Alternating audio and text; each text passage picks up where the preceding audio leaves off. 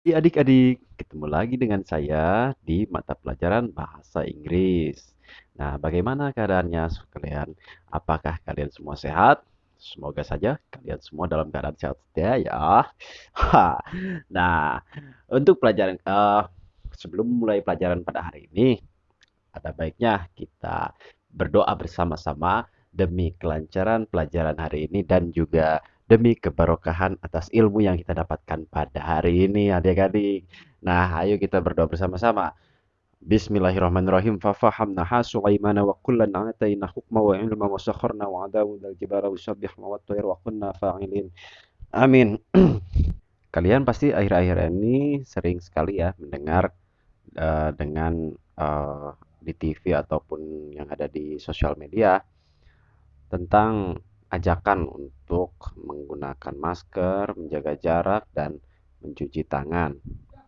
Nah, sebenarnya materi hari ini mungkin bisa dikatakan akan berhubungan dengan permasalahan ajakan.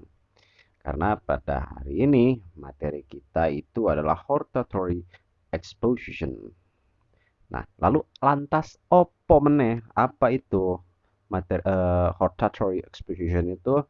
eh, Sebelum beranjak ke apa namanya ke pengertiannya, kita baca dulu tujuan pembelajarannya. Tujuan pembelajarannya yaitu adalah peserta didik mampu mengidentifikasi struktur dan fungsi sosial hortatory exposition. Peserta didik mampu menganalisis isi teks hortatory dengan tepat dan benar. Peserta didik juga diharapkan mampu untuk dapat mengubah kalimat aktif ke passive reports. Lalu kita masuk ke pengertian dari hortatory exposition. Hortatory exposition is a type of spoken or written text that is intended to explain the listener or readers that something should or should not happen or to be done. Jadi, hortatory exposition itu adalah sebuah jenis teks yang dikatakan ataupun baik yang terucap ataupun yang tertulis, yang mana maksud dari teks ini adalah bertujuan untuk menjelaskan kepada para pendengar ataupun para pembaca apa yang harus atau yang tidak boleh dilakukan. Nah, kurang lebih seperti itu. Jadi, bisa berupa himbauan, bisa berupa larangan, bisa berupa anjuran, dan lain sebagainya ya. Oke, next. Social function of explanation text to persuade the readers or listeners that something should or should not be done. Jadi untuk meyakinkan pembaca ataupun pendengar bahwa sesuatu itu harus atau tidak boleh dilakukan. Jadi bisa larangan, bisa berupa tadi tadi ya, berusaha berupa larangan ataupun bisa berupa anjuran. Jadi inti nama untuk meyakinkan pembaca ataupun pendengar. Oke, lalu kemudian kita masuk kepada structure of text. Apa saja sih struktur yang ada di dalam hortatory exposition text ini? Yang pertama itu ada thesis, the writer point of view about the topic being discussed. Jadi tesis ini pada intinya memberikan sebuah pandangan dari penulis tentang topik yang akan didiskusikan. Misalkan seperti ini, ketika kita sedang membahas tentang COVID-19, di bagian tesis, di paragraf tesis ini isinya yaitu menjelaskan tentang pandangan dari sudut pandang si penulis ataupun si pembicara. Nah, lalu yang kedua ada arguments. Arguments ini berisi serangkaian eh, penguat penguat dari tesis yang sebelumnya sudah diutarakan. Jadi ketika misalkan di dalam tesisnya menyebutkan eh, bahwa virus COVID-19 ini adalah virus yang menular melalui kontak antar manusia, misalkan di tesisnya disebutkan seperti itu, maka dikuatkan dengan argumen bisa berupa apa namanya kejadian-kejadian penyebaran yang telah terjadi sebelumnya, bisa pula dikuatkan oleh bukti-bukti penelitian dan lain sebagainya. Jadi intinya argumen itu adalah penguat dari tesis, penguat dari statement-statement yang diucapkan oleh penulis. Begitu. Dan yang terakhir itu ada recommendation. Recommendation itu adalah sebuah anjuran dari penulis ataupun the speaker, from writer or from the speaker to the reader or listener, dari penulis kepada para pembaca. Ketika uh, kita sudah memberikan pandangan kita, sudah memberikan argumen, maka kita memberikan recommendation. Ketika kita sudah mengetahui bahwa COVID-19 ini adalah virus yang menyebar melalui kontak tubuh, kontak langsung, lantas recommendationnya kira-kira apa? Mungkin bisa dikatakan bahwa recommendationnya itu bahwa kita harus saling menjaga jarak. Satu, bisa juga kita recommendationnya itu harus menggunakan masker. Uh, and also can be like cleaning your hand using hand sanitizer, etc., etc. Saya juga menggunakan hand sanitizer dan lain-lain sebagainya lah. Lalu yang selanjutnya dalam linguistic features yang terdapat dalam hortatory exposition, itu yang pertama ada using simple present tense. Jadi seperti teks yang kemarin ya, sama di teks hortatory juga biasanya menggunakan simple present tense. Lalu yang kedua, there are several arguments that begin with firstly, secondly, furthermore, in addition, etc., etc. Jadi di dalam hortatory ini biasanya ketika akan memulai sebuah argumen, ketika sang penulis ingin mengutarakan suatu argumen, biasanya dimulai dengan kata-kata seperti firstly, secondly, furthermore, in addition, pertama, kedua, misalkan pertama-tama kita harus menyadari bahwa COVID-19 ini adalah bla bla bla bla bla. Nah, gitu contohnya. Lalu yang ketiga ada it contain recommendation that began with in my opinion, it's better, I think, bla bla bla, should, bla bla bla, etc., etc. Lalu di dalam hortatory juga terdapat sebuah recommendation atau saran, yang mana saran itu biasanya kata-katanya dimulai dengan in my opinion, menurut pendapat saya, it's better, saya kira akan lebih baik jika bagaimana misalkan. Intinya harus berupa recommendation ataupun saran daripada penulis. Dan yang keempat adalah using evaluate word seperti important, valuable, and etc. Menggunakan kata-kata evaluate, kata-kata yang merujuk kepada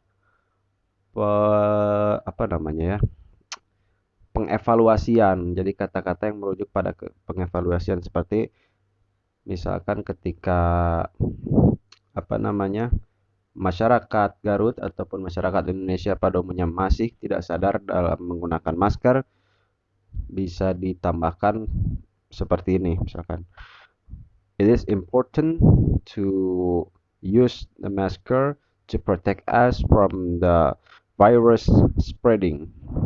Jadi sangat penting bahwa untuk masyarakat kita menggunakan masker untuk mencegah penyebaran virus.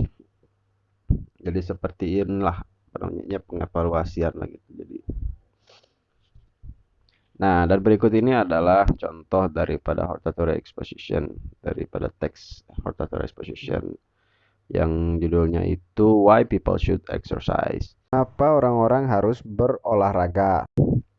Boleh dibaca dulu, di slide selanjutnya akan kita analisis.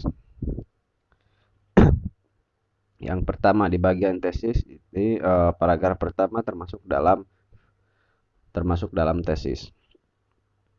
Karena di paragraf pertama ini si penulis mengungkapkan tentang point of view-nya, tentang pandangannya terkait exercise. Yang mana di sini penulis mengungkapkan bahwa pada dasarnya dia sendiri tidak terlalu menyukai olahraga, hanya saja orang-orang yang ada di lingkungannya banyak yang menyarankannya untuk berolahraga. Lalu di paragraf selanjutnya ini termasuk ke dalam argumen.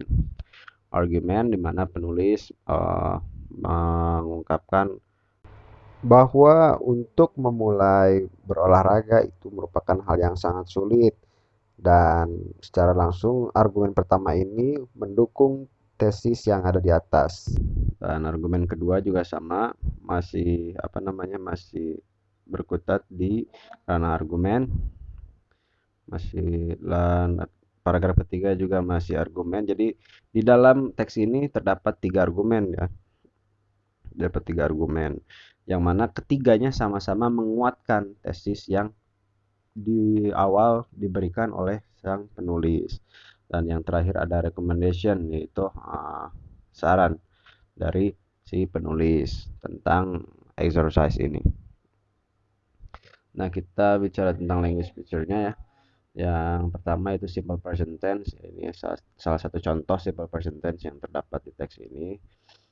Lalu yang kedua itu ada opening words yang menggunakan tadi teh seperti for starters, first, bisa diganti dengan for starters, bisa diganti dengan first, atau before we begin itu juga boleh, atau first of all sama saja, sebelum kita mulai sama saja itu for starters. Lalu yang kedua ada juga second, lalu ada juga the third. Lalu selanjutnya ada recommendation. Ini contohnya ada di kalimat once you start doing exercise and observing positive result, you actually enjoy it. Jadi si penulis ini berusaha merekomendasikan atau menganjurkan ketika kalian mulai latihan dan menemukan hasil yang positif, maka kalian akan mulai untuk menyukainya. Nah, ini kan berupa anjuran ya kan. Jadi ketika kita malas untuk olahraga, maka ketika kita berani memulai dan mendapatkan sebuah hasil yang positif, maka olahraga ini akan menjadi sesuatu yang enjoy, sesuatu yang dapat dinikmati. Dan ini termasuk ke dalam recommendation. Dan terakhir evaluation, which is the writer giving how important doing exercise to any person of any age. Jadi memberikan sebuah evaluasi yang mana penulis mengungkapkan bahwa olahraga itu penting untuk semua kalangan umur, kalangan usia. Nah, gitu. Dan yang terakhir, ya, kita masuk ke dalam tugasnya. Tugasnya kurang lebih sama ya, sama yang kemarin. Kalian hanya tinggal boleh membuat, boleh mencari lah, gitu. Sebebas kalian. Kalau misalkan kalian rasa lebih bagus sih membuat sendiri ya, jadi istilahnya lebih natural lah. Tapi kalaupun istilahnya mah tidak bisa membuat sendiri ya kalian cari, tapi tetap harus dicari struktur dan language feature yang ada di dalam teksnya. Misalkan kalian hasil mencari, nah kalian harus tentukan featuresnya apa saja, lalu language strukturnya apa saja, language feature dan language strukturnya apa saja, yang seperti dicontohkan di dalam teks yang sebelumnya. Nah, seperti ini.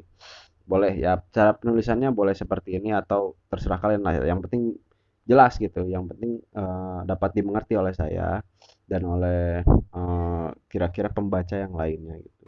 Oke, untuk pertemuan pada hari ini saya cukupkan sekian. Apabila ada pertanyaan nanti silakan boleh ditanyakan di grup. Mohon maaf apabila ada kekurangan. Wassalamualaikum warahmatullahi wabarakatuh.